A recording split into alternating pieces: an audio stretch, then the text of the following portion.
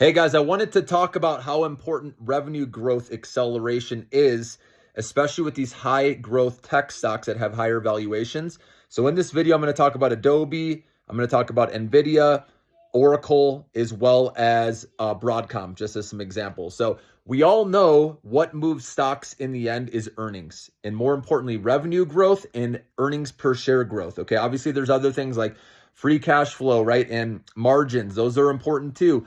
But when we're talking about these high growth tech stocks, if they report earnings and they're showing decelerating revenue growth, that's where it's a concern. That's where profit taking can happen and where investors may choose to look elsewhere, with their money.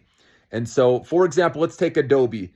Adobe reported earnings here recently. They beat on earnings, but there still are concerns over long-term growth where the revenue growth is slowly declining, right, or decelerating. And that's a problem why the stock isn't performing well as of late, okay?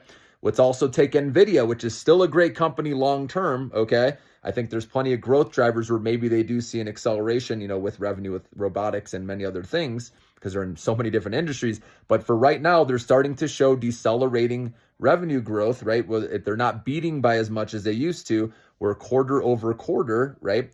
We're seeing that beat less and less. And that's why some investors now are moving elsewhere. Where, for example, like Broadcom, right? They were showing a deceleration, which is why the stock dropped going, into early this year, April, May, where it hit those lows, where I was starting to recommend it around $140, $150 per share. Then they started showing accelerating revenue growth again. And what happened? The stock went crazy. And with Oracle, right, we saw what happened with their earnings, how it launched higher. Now, I wanted to talk about this because there are fears over, Oracle, OpenAI not being able to pay this $300 billion to them. That's, they're including in their backlog. But again, this is speculation for right now. I do think Oracle can still be okay now. Okay. And I wouldn't give in to that fear. Like I said, dollar cost averaging a little bit at a time while it's under 300, I think will be okay until they show otherwise. Like I said, if their numbers do come in right weaker, they guide lower, then that would be a concern. But right now, it's just skepticism, okay? And maybe it's people trying to bring Oracle's stock price down so they can buy, okay? There's always manipulation and things going on.